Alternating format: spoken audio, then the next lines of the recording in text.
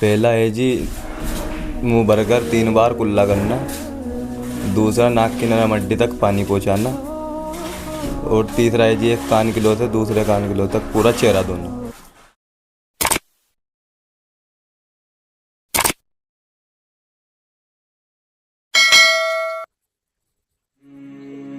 अस्सलाम वालेकुम।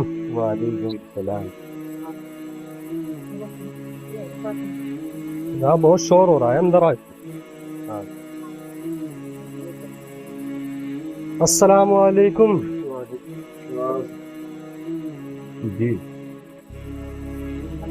आ जाओ भाई दोस्तों, आ जाओ। और सब भाई खैरियत से हैं? जी अल्लाह का शुक्र है। आप बताइए।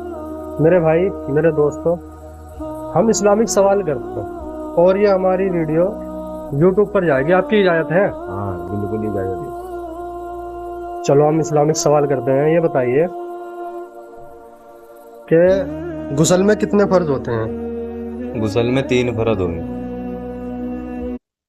पहला है जी मुंह भरकर 3 बार कुल्ला करना, दूसरा नाक की नरम हड्डी तक पानी पहुंचाना, और तीसरा है जी एक कान किलो से दूसरे कान किलो तक पूरा चेहरा धोना, और फिर पूरे शरीर पर पानी बहाना।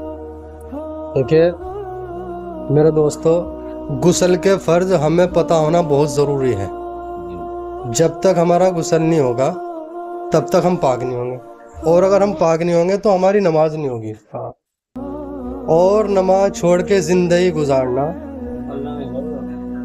नमाज छोड़ के दोस्तों ज़िंदगी गुजारना, रिवायतों के अंदर आता है कि अगर एक नमाज जान पूछ के छोड़ दी तो अल्लाह तबारक व तआला उसका नाम जहन्नम के गेट पे लिख देता है।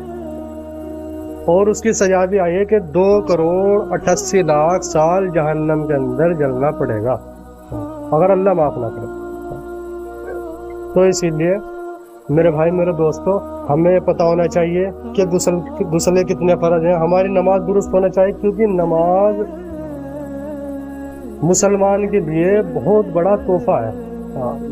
नमाज दीन का सुकून है, नमाज मोमिन का नूर है, नमाज आप सल्लल्लाहु अलैहि वसल्लम की आंखों की ठंडक है। जिसने नमाज को कायम किया उसने अपने दीन को कायम किया, जिसने नमाज को छोड़ा उसने अपने ही दीन गिरा दिया।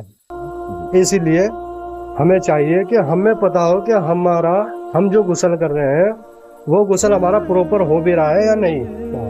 तो मेरे भाई मैं बताता हूँ, गुस्ल में 3 फर्ज होते हैं कि मुंह भरकर कुल्ला करना गरारों के साथ, अच्छी तरीके से कुल्ला कर लो, मुंह साफ हो जाए। और दूसरा, नाक की नरम हड्डी तक पानी पहुंचाना। ये वाली नाक की नरम हड्डी होती है, ये वाली नाक की नरम हड्डी होती है।